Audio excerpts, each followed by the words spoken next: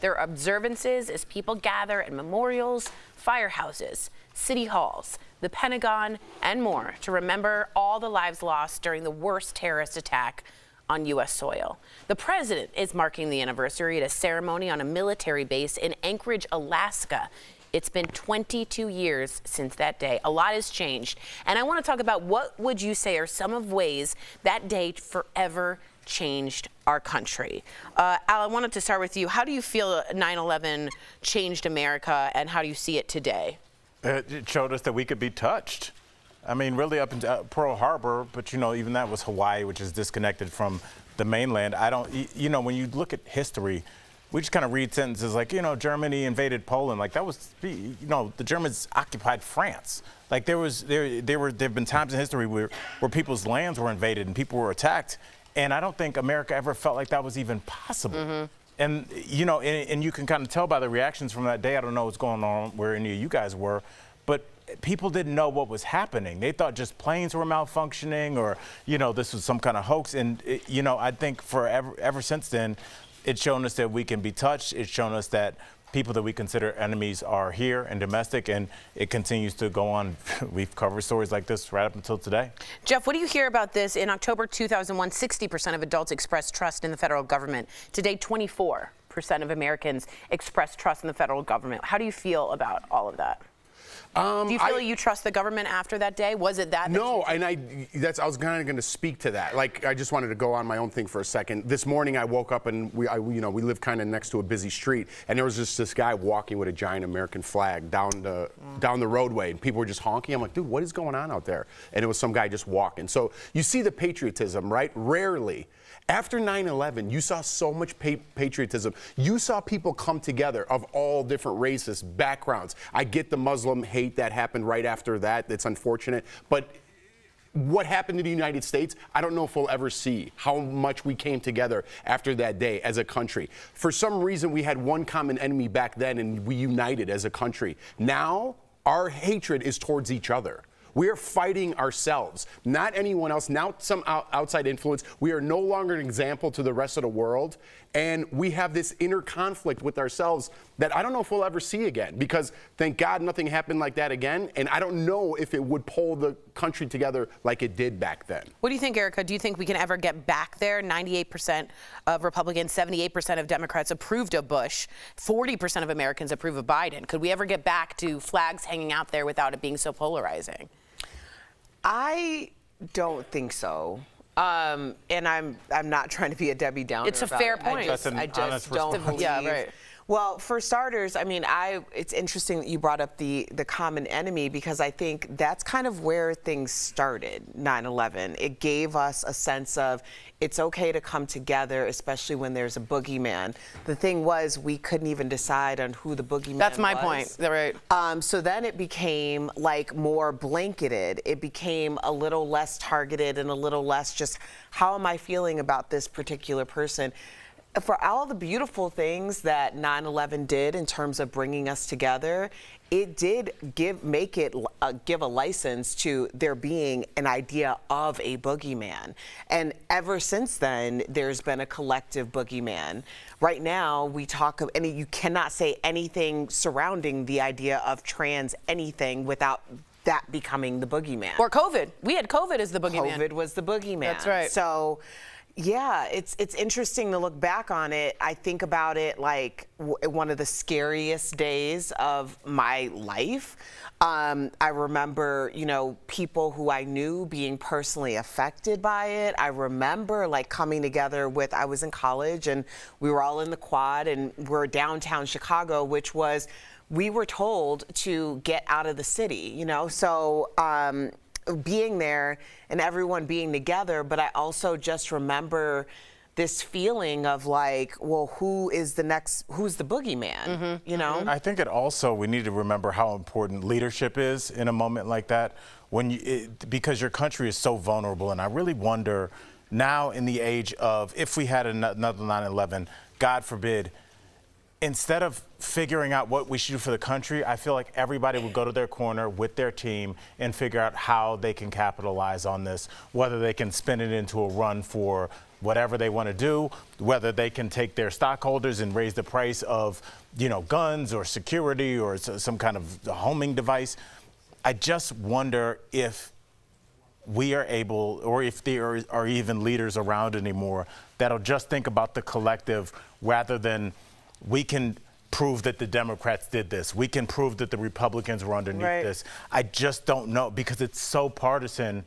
That divide is so much. I mean, think about Giuliani. He was he was the mayor for 9/11. He was Don't those there. numbers seem crazy?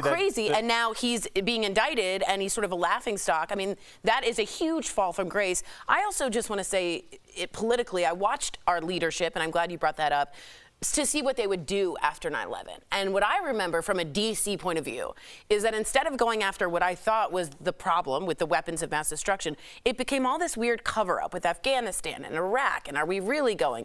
And that's when I at least started to think the government, I'm a bit naive on that way, is when people started to think, we're getting lied to left and right here. And from there, I think we've always been not told what we need to know. Never forget that humiliating Colin Powell debriefing in front of, where he was basically shown to be a liar. And exactly. I think a lot of people's confidence took a hit there. Yeah. I also have to give a shout out to United 93. Those people saved the Capitol, the White House, wherever it was headed. What a beautiful source of strength. And again, he said, let's roll. And I always want to bring that up. They saved a great many people and sacrificed themselves.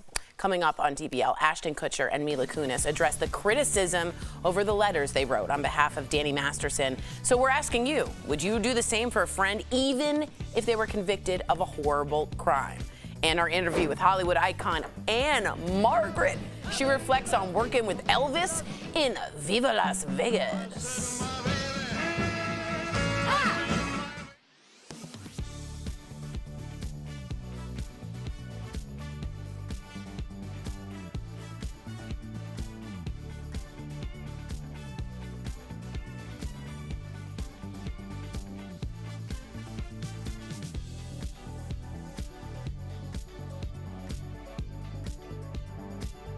We're live. We were talking about how bad Mila Kunis and Ashton Kutcher looked in that video. I think they meant to look a little beat up and hurt and worse. Contrition, showing contrition. Noticeably bad. disheveled for two of the most attractive people in entertainment. It just felt, and we'll talk about the story, but I could smell the PR spin all over that. Like, they need to look beat up. You need to look contrite. You need to be on your back porch watching the sunrise, realizing the mistake that you've made. Right. Yeah, I can't wait to get the stories. Really, I can't wait to hear what y'all have to say about it as well. Did you guys talk about this? I was gone for a week. Did you guys talk about this last week, or is this all new? The Mila Kunis, Ashton Kutcher? No, this is new. All new? Okay. I think that kind of came out this weekend, right? Yeah. Okay. Yeah, that's. And by the way, the letters are public. I did print them, so I got to read some of it. Wait, really, give us a mom update. Not great right now, but my sister I called, and she said she was showing signs of being sick. And when someone's like that, it's a sign that there's energy. They're getting back. So when Brooks and I were there, we made an entire backyard shifted for a handicapped person. So we're trying to get her 10 minutes of sunlight. That's great. And then we're getting her, she sketched. She used to be an artist. So she got her sketchbooks took the dust off, and she's starting to sketch some trees. Just get back into things, looking at photo albums of traveling again. Have her touch things that aren't attached to a hospital. Correct. And so, but your words are words of support. I hear all of them, so thank you so much. She hears them, and she told me, she goes very quietly, I owe Bert a lot because he gave me some extra days off. Yeah, we love her. Shout out Judy.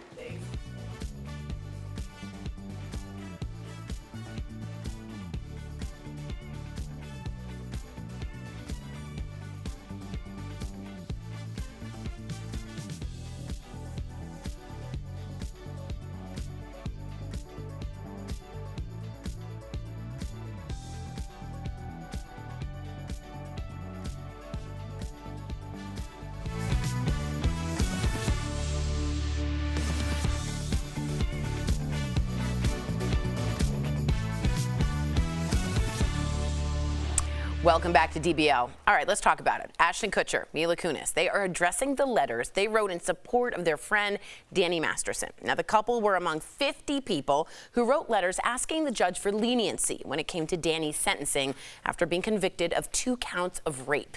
In the letters, Ashton said Danny wasn't a harm to society, while Mila spoke about his, quote, exceptional character and said he had been a positive influence on her. The couple faced tons of criticism after the letters leaked, and in response to all of that hatred, they released this video. Watch. The letters were not written to question the legitimacy of the judicial system or the validity of the jury's ruling. They were intended for the judge to read, and not to undermine the testimony of the victims or re-traumatize them in any way. We would never want to do that. And we're sorry if that has taken place. Our heart goes out to every single person who's ever been a victim of sexual assault, sexual abuse, or rape.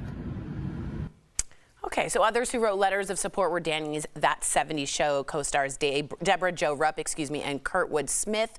Actor Giovanni Ribisi, who is a Scientologist like Danny, also wrote one. And Billy Baldwin, whose wife China Phillips is Danny's sister-in-law. Erica, would you have written a letter supporting a friend if they were convicted or up for conviction of a pretty terrible thing? Yo. That's why I went to you. The weird thing is that's what Erica's letter would have said. Yo. I mean, the way that I look at it is, if you are convicted of a crime, or if someone believes that you committed a crime, right, the only person who truly knows the truth is you. Right. So I'm always looking at people who have been like DNA approved, like the whole thing. Like there's just no other way that it could be anybody but them. And they still aren't one to be like, hey, you know what? I really messed up. I finally got caught. You know what? Everybody else, keep it moving. Mm-hmm. Keep your lives on track. Don't go down with this sinking ship because I made my own bed and I'm gonna lie in it. Like that just shows you like the nature of people who do such egregious things. Like no one is safe. No one's safe. I don't know. That's crazy to me. That is crazy to me. Al, you said you've been thinking about it all morning. I thought about this all morning because I think, and I appreciate the yo yeah, me too. at the beginning, because this is a tough question. Don't you just want to say, of course not. I am above margin on everything, and I would tell the judge I do not agree. But like the friendship, it crosses a different level of just transactional, hey, how's your day? It's like, how's your wife doing? I know her mom was sick. It's a different level of caring somebody. So when you take that, you then lump your career on top of that, seeing each other every day, probably the best time of your life, the best time of your career, all of the positive feelings probably from your life are attached to that period in that show and that friendship you have with that person. So I do think it's harder, but I would hope, Erica, that even if Jeff was going to get my back, even though I was guilty of doing something, there would be something within me that would be like, I need to just go ahead and eat this. Don't put yourself out there. And that's so hard to do, but it goes to speak to the character of the person, that they're ready to be truly contrite, not with the public, but with themselves for what they did, and start to face that. Yeah, what you said was super interesting, because if that was me and I knew I was guilty, I'd say, I know today's era. Guys, I don't want you writing any letters. You know what I mean? I did this to myself. I got to own up to it. But on the other hand, if you know somebody for 25 years, say I was friends, well, let's take that out because I don't want that clip out there. Say someone did something bad that I knew for 25 years. I would sit up here and go, guys, I know what my buddy did is horrible. But I'm telling you, the guy that I know and love for 25 years, that knew my mom and my brothers and everybody, he didn't do that. Okay, he didn't do that. Maybe he changed, maybe we lost touch, maybe he found a different path, but I'm telling you, the guy that I knew back then didn't do this or wouldn't do this. That's what I'd write in my letter. I don't know if you need to apologize. I don't know how this even got out. They're sticking up for their friend that they knew for 25 years. If they knew in their heart that he really did something and they were like witness to it, then shame on them. Right. But if it was really something that they witnessed and observed through over the years and they didn't seem that he did it and they wrote that letter out of the kindness of their heart, I mean, why do you blame them for that? They weren't trying to cover up in any way. I hope not. Right. Then if you believe in that, then nobody in jail should get letters at all.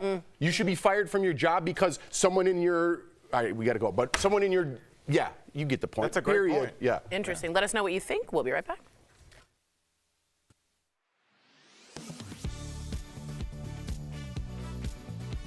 Cilantro is one of those herbs you either love or hate. For many of those haters out there, like me, cilantro tastes like soap.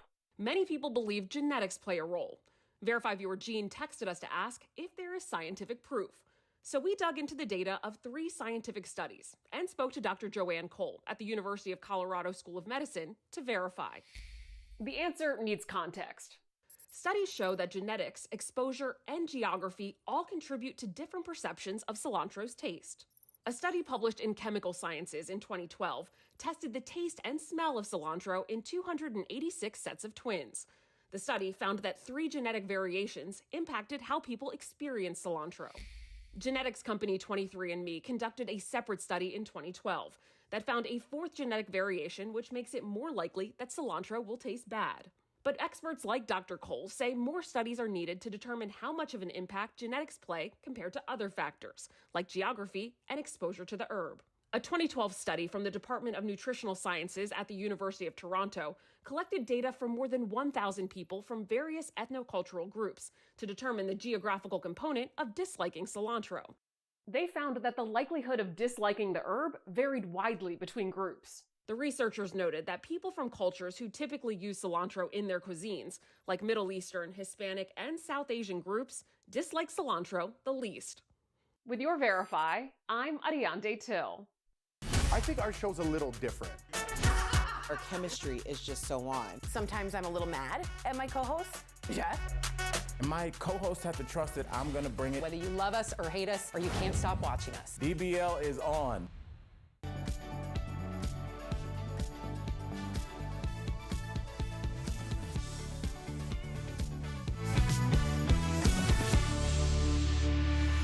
Welcome back. It's season 7 premiere week at DBL, and it's time to go big or go home. All right? And it doesn't get bigger than an interview with Hollywood icon Ann-Margret. Earlier, we spoke with her. Take a look. We are so excited. She stole our hearts in Bye Bye Birdie. Bye bye birdie, ta-ta, oh sweetie pie. Stole the screen in Viva Las Vegas.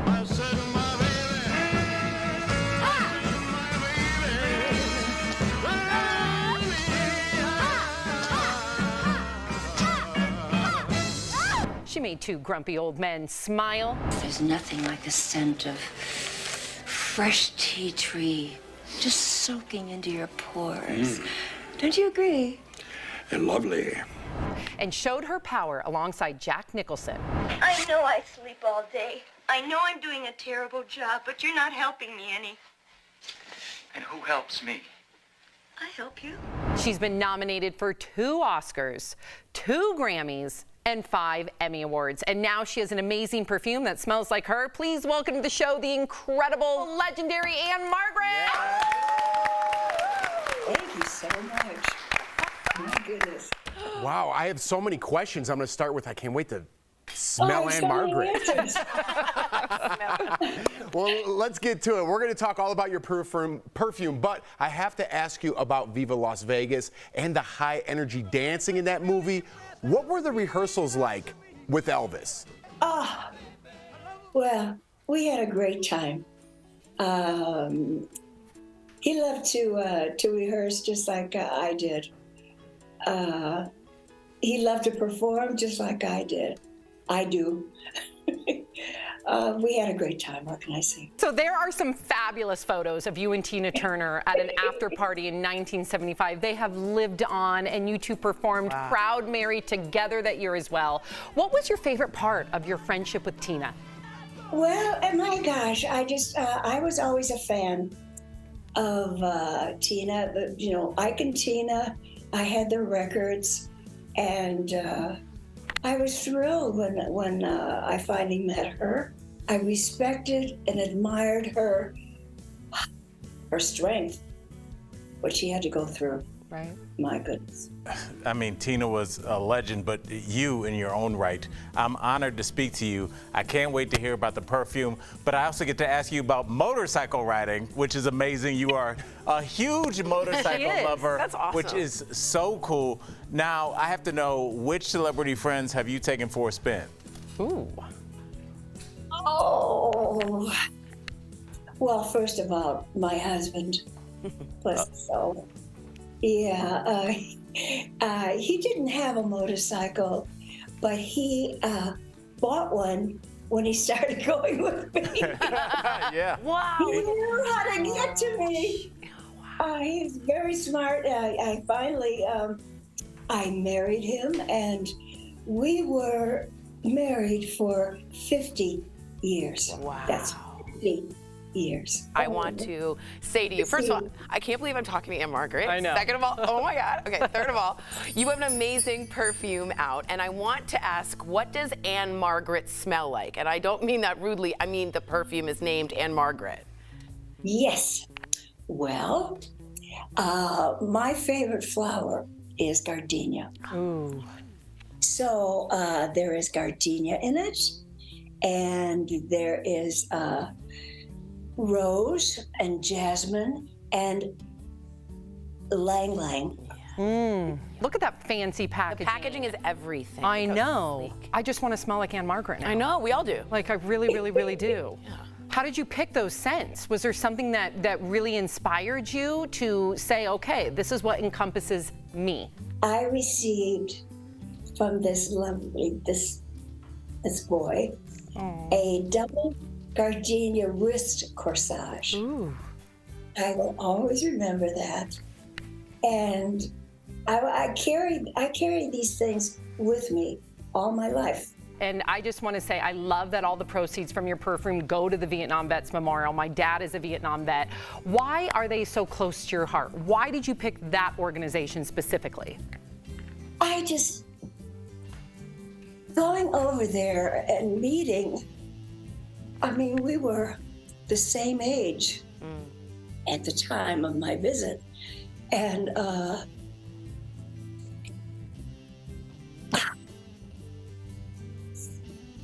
they have been with me all these years, and I want to do my very best if there's anything that I can do to help to all the gentlemen who and ladies who were hurt in the war. Wow. I love my guys and I love my gals. Ann-Margret, what a treat. I can't tell you, like, unbelievable speaking with you. DBL Nation, you can purchase Ann-Margret's perfume by visiting her website, AnnMargretPerfume.com. Ann-Margret, thank you so much for joining us today. Congratulations on all your continued success. Say hi to your daddy. Oh my goodness, I will. My dad loves you. Thank you, Ann-Margret. Take care. Thank you. Labor groups are celebrating a new move from the federal government that supporters called a big win for workers. They said the Department of Labor is taking steps to expand the right to overtime pay to more than 3 million new people. So let's verify.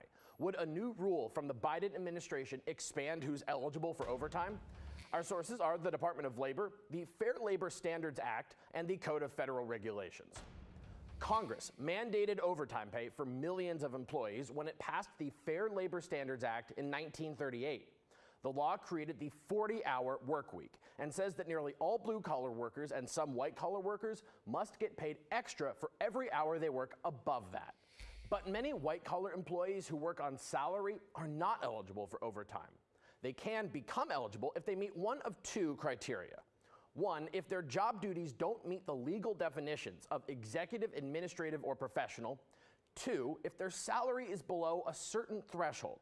Over the decades, that federal threshold has been raised a few times, most recently by the Trump administration in 2019. And now the Biden administration is proposing to raise it again. At the moment, the threshold sits at $684 a week, or a little more than $35,000 a year. The new regulation would make it $1,059 a week, a salary of roughly $55,000 a year. That means with only a few exceptions, if you make less than $55K, you'd be eligible for overtime pay. The proposed regulation would also automatically update that threshold every 3 years to keep up with the market. So we can verify, yes, a new rule from the Biden administration would expand who's eligible for overtime. But the rule hasn't taken effect yet. It's still in an early stage of the regulatory process, and it could be several months or more before it gets finalized. Similar proposals have faced court challenges in the past, which could further prolong the process. Also, some states can have even higher thresholds than the federal rule, but they can't be lower. With your Verify, I'm Casey Decker.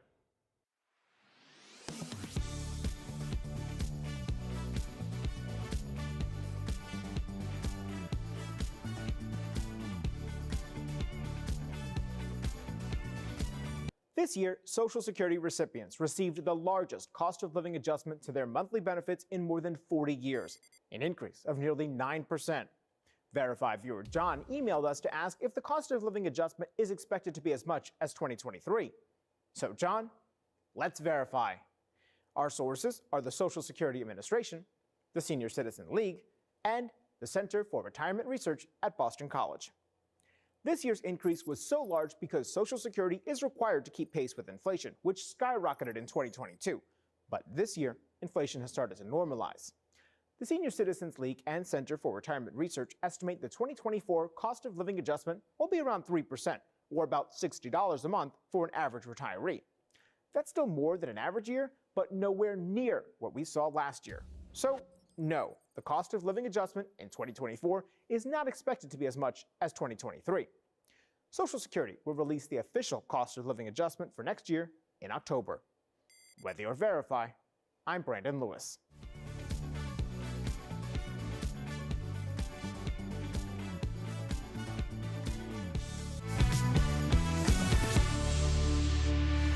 Welcome back to DBL. Sleep is extremely important for a healthy, balanced lifestyle, and here's some tips to help you rest. It's time for some joint and muscle support brought to you by Omega XL. First, get some natural light during the day. It's important for regulating your biological clock. Next, set up your bedroom for sleep only. Remove any objects like TVs that can keep you awake. And finally, establish and stick to a sleep schedule and avoid eating an hour before bedtime. Omega XL has improved the lives of millions of consumers, supported by 30 years of clinical research. Omega XL's powerful and proven benefits have transformed the lives of athletes, celebrities, and dedicated daily users. So call 1-800-725-2612 or visit omegaxl.com for more information. I found a sleep mask. I'm one of those now. Yeah, you got to wash them though. Yeah. Yes, I learned that because you get bumps and stuff. Good to know on the bumps. We'll see you tomorrow.